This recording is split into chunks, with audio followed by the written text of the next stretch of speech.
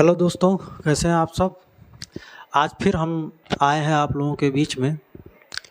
आप लोगों का रिवीजन कराने के लिए बोर्ड परीक्षा निकट है, तो इसमें लेसन 1 दिया गया है। राजीव प्रकाशन की पुस्तक है गणित की, जिसमें लेसन 1 दिया गया है वास्तविक संख्याएं, रियल नंबर्स। तो रियल नंबर्स पे हम बहुत पहले ही एक वीडियो बनाए थे, जिसका लिंक आप लोगों को डिस्क्रिप्शन में दे दिया जाएगा। आप लोग उसको देखना चाहेंगे तो देख सकते हैं। इसमें हम एक चीज़ की चर्चा कर दें, भाज्य और अभाज्य संख्याएं। अभाज्य संख्या वह होती है जिसको आप लोग प्राइम नंबर्स भी जानते हैं, प्राइम नंबर्स के नाम से जानते हैं अभाज्य संख्याएं। तो अभाज्य संख्याएं होती क्या हैं? प्राइम नंबर्स क्या होता है? वे संख्याएं जो या तो स्वयं से विभाजित हो या तो एक से विभाजित हो, इसके अतिरिक्त किसी अन्य से विभाजित ना हो, वे सभी क्या होती हैं? अभाज्य संख्याएं होती हैं, प्राइम नंबर्स होते हैं। ठीक है। और सबसे छोटा प्राइम नंबर्स 2 होता है। एक ना भाज्य है और ना ही अभाज्य है। तो 2, 3, 5, 7। अब जैसे 8 की बात करें तो 8 क्या है? वह अभाज्य संख्या नहीं होगा, क्योंकि वो 1 से और 8 से तो विभाजित होगा, जो कि स्वयं से और 1 से सभी संख्याएं विभाजित होती हैं, लेकिन वो उसके अतिरिक्त 2 से और 4 से भी विभाजित होगा, इसलिए वह अभाज्य संख्या नहीं होगी। तो 7 के बाद 8 भी नहीं होगा, 9 भी 3 से विभाजित हो जाएगा, और 10 भी नहीं होगा, 2 और 5 दोनों से विभाजित होता है। इसके बाद अगली संख्या 11 होगी। तो इसी तरीके से आगे जो भी संख्याएं आप लोगों को मिलेंगी इस तरीके का, कि जो स्वयं से विभाजित हो या फिर 1 से विभाजित हो, इसके अतिरिक्त किसी अन्य से विभाजित ना हो, वे सारी की सारी क्या होंगी? अभाज्य संख्याएं होंगी। और भाज्य संख्या क्या होता है?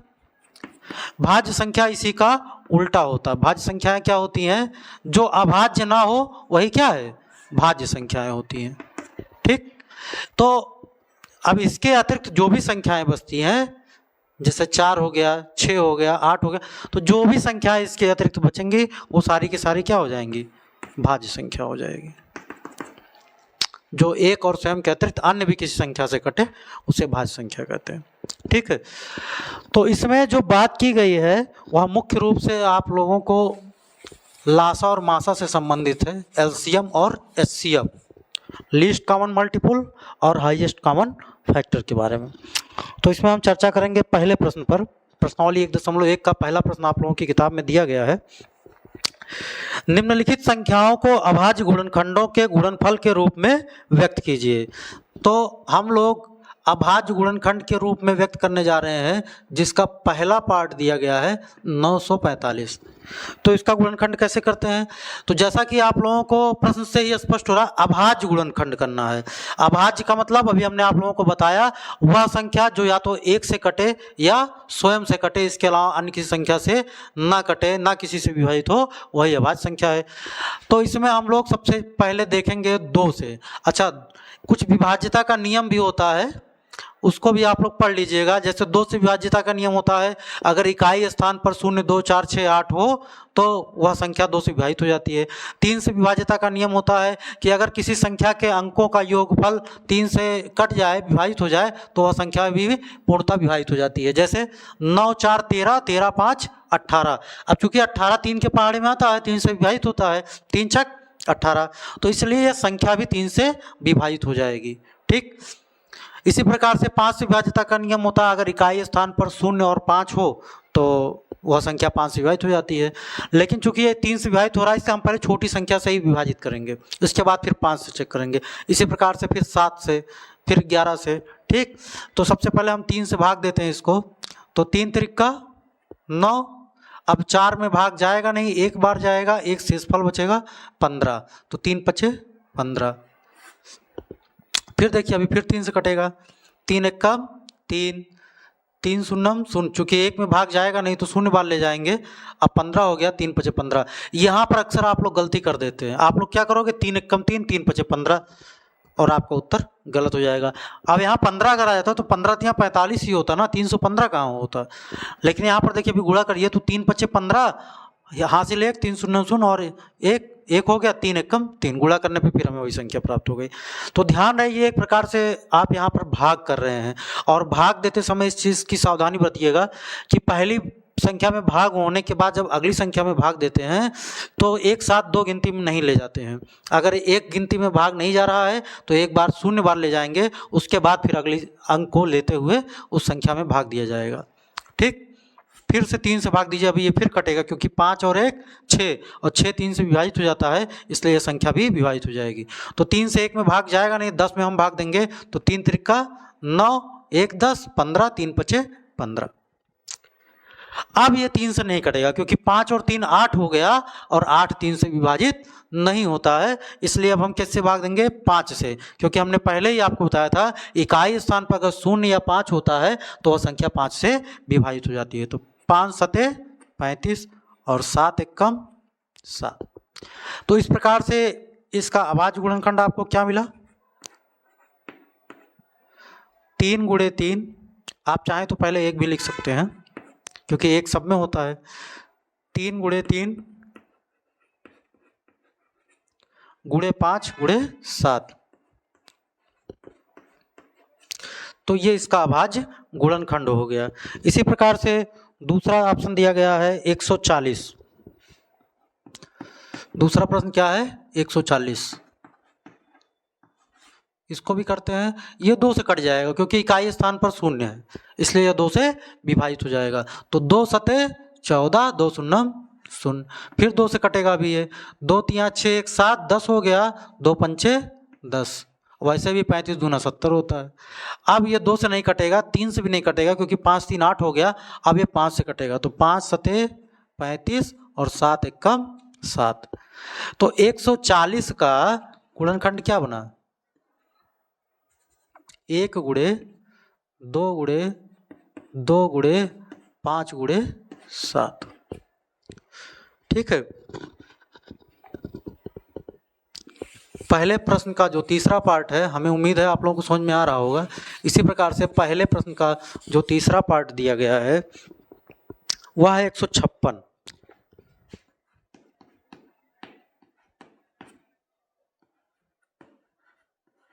156 का गुणनखंड करिए, तो 2 से भी 1 कट जाएगा, 2 सते 14, 1 15, 2 अट्ठे 16। अगर आप लोग डायरेक्ट नहीं कर पाते हैं, जो बच्चे गणित में थोड़ा कमज़ोर हैं, तो उन्हें परेशान होने की ज़रूरत नहीं है। आप एक काम कर सकते हैं, आप 2 से 156 में यहाँ पर भाग दे लीजिए इस तरीके से, 2 सते 14, 1 15, 16, 2 अट्ठे 16, रफ पर कर लीजिए। अब 78 बार गया तो 78 यहाँ लिख देंगे। अब फिर 2 से भाग देंगे और फिर चाहे तो आप इसी तरीके से भाग दे करके जितनी बार जाएगा उसको यहाँ लिख देंगे। तो 2 तिया 6 1 7 और 2 9 18। 3 से आप भाग देंगे, 3 एकम 3, 3 त्रिका 9, 13 एकम 13, क्योंकि 13 एक अभाज्य संख्या है इसलिए 13 किसी से विभाजित नहीं होगा। तो इसका अभाज्य गुणनखंड आपको क्या मिल गया?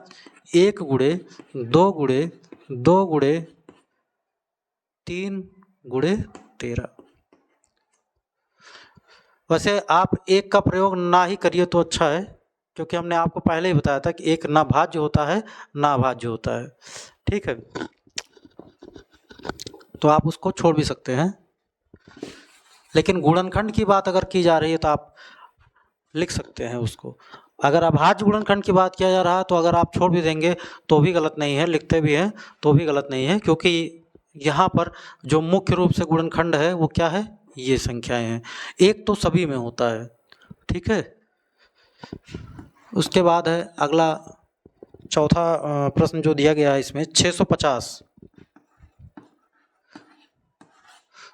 2 तिया 6, 2 दूनी 4, 1 5, 2 पंचे 10। अब ये 2 से नहीं कटेगा तो 3 से चेक करते हैं, तो 3 2 5, 5 5 10 नहीं कटेगा, इसलिए हम डायरेक्ट 5 से, 5 छक 30, 2 32, 5 पचे 25, फिर 5 से भाग देंगे, 13 पचे 65, 13 एकम 13।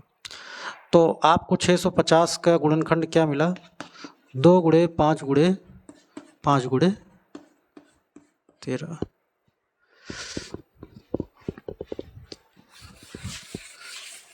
इसी प्रकार से पहले प्रश्न का 5वां भाग जो दिया गया है वह है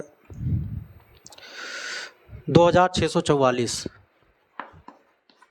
2644। 2 एकम 2, 2 तिया 6, 2 दूनी 4, 2 दूनी 4, 2 छक 12 1 13, 2 छक 12, 2 एकम 2। अब ये किससे कटेगा? तो 6 6 12 1 13, तो 3 से तो कटेगा नहीं, 5 से भी नहीं कटेगा, 7 से भाग दे करके देखते हैं। 7 8 56, 7 9 63, 7 से भी नहीं कटेगा। 661 क्या हो गया? एक अभाज्य संख्या हो गई। आप इसको चाहे तो डायरेक्ट 661 से भाग दे दीजिए, अन्यथा आप डायरेक्ट इस तरीके से भी लिख सकते हैं कि इसका गुणनखंड जो होगा 2 × 2 × 661। आपके किताब में कुछ उत्तर इस तरीके से दिया गया है, 2 की घात 2 × 661। ठीक है, तो आप लोग यहाँ पर एक चीज़ ध्यान दीजिएगा, इस तरीके से भी आप लिख सकते हैं। जब कोई संख्या बार बार रिपीट होती है तो उसको जितनी बार रिपीट होता है उसको उसकी घात के रूप में लिख देते हैं। अगर आप ऐसे लिखते हैं तो भी आपका उत्तर सही है, और इस तरीके से लिखते हैं तब भी आपका उत्तर सही है, वह गलत नहीं माना जाएगा, क्योंकि परीक्षा में आप उत्तर पुस्तिका लेकर नहीं बैठेंगे। ठीक है, सवाल आपका सही होना चाहिए, तरीका सही होना चाहिए। पहले प्रश्न का 6वां पार्ट दिया गया है 7325, तो इसमें देखिए सीधे 5 से कटेगा ये, 5 एकम 5, 2 7, 23, 5 चौक 20, 3 23, 32, 5 छक 30, 2 32, 5 पचे 25, फिर 5 से भाग देंगे, 5 दूनी 10, 4 14, 46, 5 9 45, 1 46, 5 तिहाई 15। अब 293 किसी से नहीं कटेगा तो इसको इसी पे छोड़ देंगे हम। तो इसका अभाज्य गुणनखंड कितना हो गया? 7325 का 5 × 5 × 293, यही आपका उत्तर हो गया। पहले का 8वां पार्ट दिया गया है आप लोगों को, 7वां 5005, 5 से भाग दीजिए, 5 एकम 5, 5 शून्य शून्य, 5 शून्य शून्य, 5 एकम 5। अब 5 से भाग जाएगा नहीं तो 7 से चेक करते हैं, तो 7 एकम 7, 3 10, 30, 7 चौक 28, 2 30, 7 त्रिक 21, 7 से चला जाएगा, तो 7 एकम 7, 3 10, 30, 7 चौक 28, 2 30, 21, 7 त्रिक 21। अब 7 से नहीं जाएगा तो 11 से चेक करते हैं, तो 11 एकम 11, 3 14, 11 तिहाई 33, फिर 13 एकम 13। तो आपको 5005 के अभाज्य गुणनखंड क्या मिले? 5 × 7 × 11 × 13। इसी प्रकार से 8वां प्रश्न है 7429।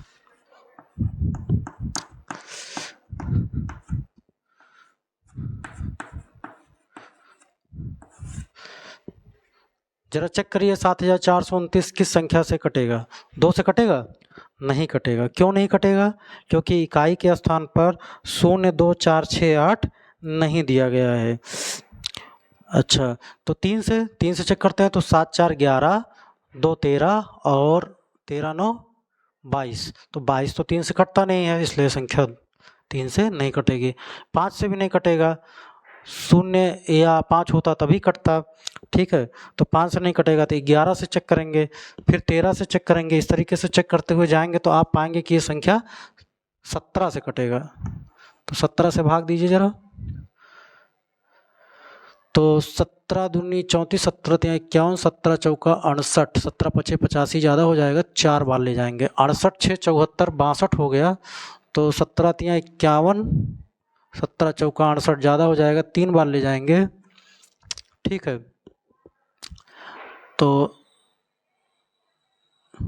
17 तिहाई 51 और 11 62, 17 सत्ते 119।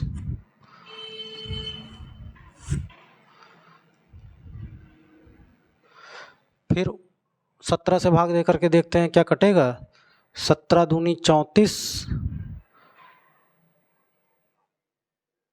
9 43, 97 नहीं कटेगा। 19 से देखते हैं, 19 दूना 38, 19 तिया 57, 19 दूना 38, 5 43, हाँ 19 से कट जाएगा। 19 दूना 38, 5 43, 57, 19 तिया 57, और 23 भी ये क्या है? अभाज्य संख्या है, तो 23 से कम 23, तो 7429 का जो गुणनखंड आया अभाज्य वो क्या है? 17 × 19 × 23। ठीक है। इसको आप लोग अगर कहीं कोई कन्फ्यूजन होता है तो वीडियो को फिर से रिपीट करके देख सकते हैं, या आप वीडियो को रोक करके क्वेश्चन को स्वयं सॉल्व करिए। उसके बाद अगर कोई समस्या आती है तो आप वीडियो को देखिए। इसके बाद अगला प्रश्न है 9वां, 20,570।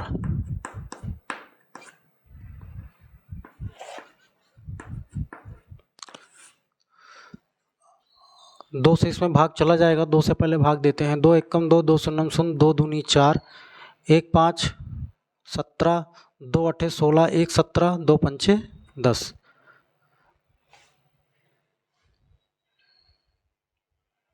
अब इसको 3 से चेक करते हैं तो 2 1 3, 8 3 11 5 16 नहीं कटेगा, 5 से भाग देंगे हम तो 5 दूनी 10।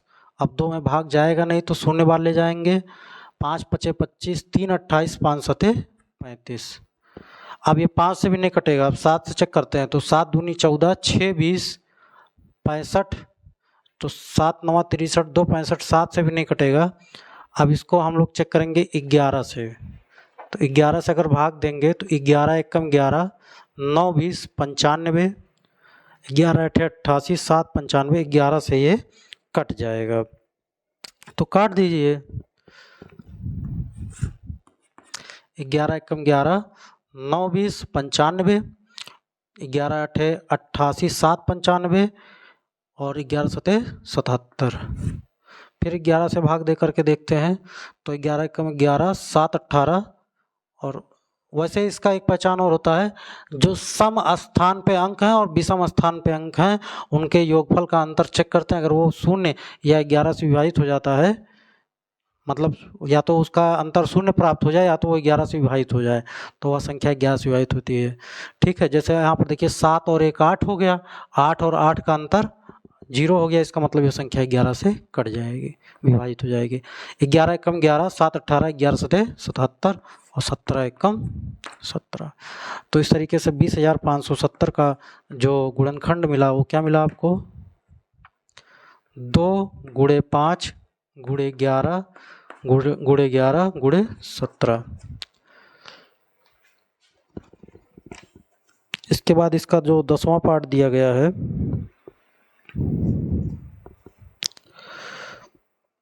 87 49 44।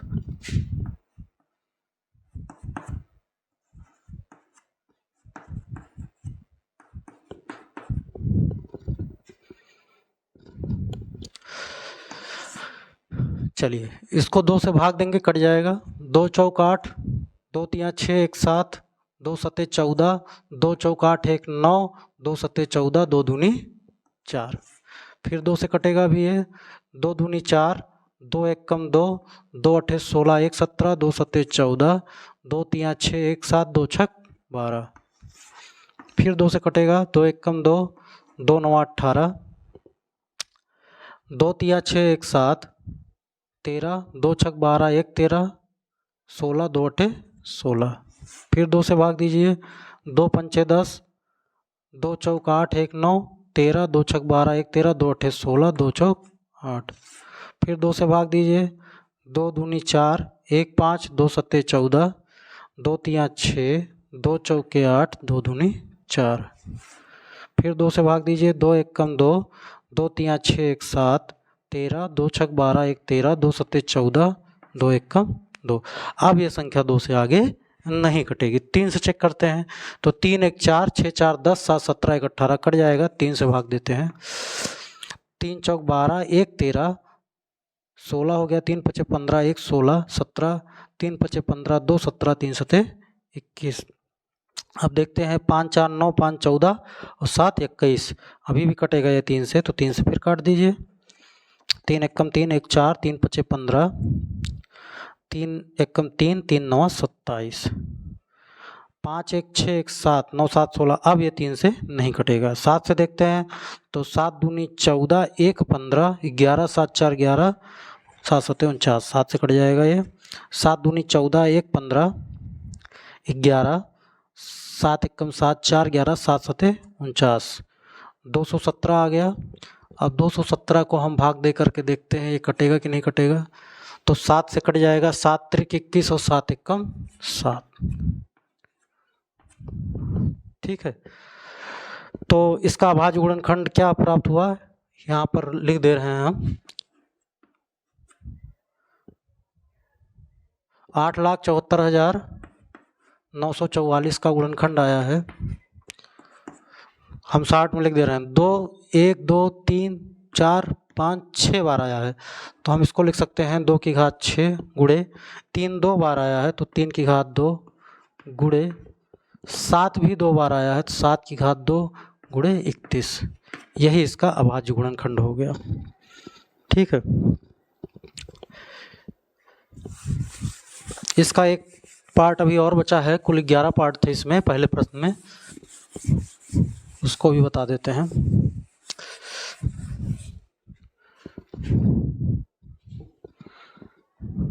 $3,825 दिया गया है।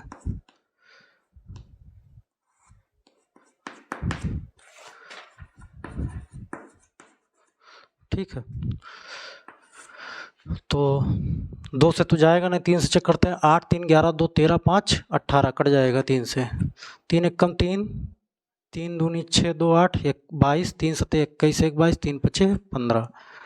अब ये कटेगा 7 2 9 1 10 5 15 कटेगा। 3 चौक 12 3 दूनी 6 1 7 3 पचे 15।